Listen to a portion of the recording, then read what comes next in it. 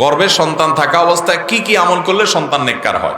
গর্ভবতী মায়েরা গর্ভস্থ সন্তান যেন নেককার হয় সেজন্য তাদের সুনির্দিষ্ট করে আলাদা কোনো পৃথক কোনো দোয়া কোরআন হাদিসে বলা হয় নাই। তবে তারা আল্লাহ তাআলার কাছে ওই যে অন্য সব সময়ের মতো করে সূরা ফুরকানের ৭৪ নম্বর আয়াতের দোয়াটা পড়বেন, রব্বানা হাব লানা মিন আজওয়াজিনা ওয়া যুররিয়াতিনা কুররাতা আয়ুন ওয়াজআলনা লিল মুত্তাকিনা ইমামা।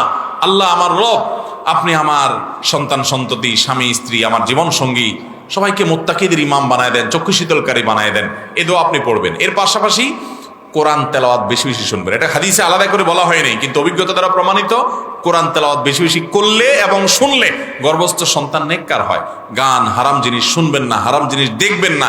এই টাইমটাতে অন্তত গুনাহ থেকে বেঁচে থাকবেন। এবং সবচেয়ে বেশি গুরুত্বের সাথে যেটা করবেন হলো যে হারাম খাবেন না। অন্য সময় তো নাই, এই টাইমে বেশি করে আরো হারাম ভক্ষণ করবেন না। তাহলে ওটা হারাম থেকে গঠিত হবে। এটা খুব ভয়াবহ একটা বিষয়।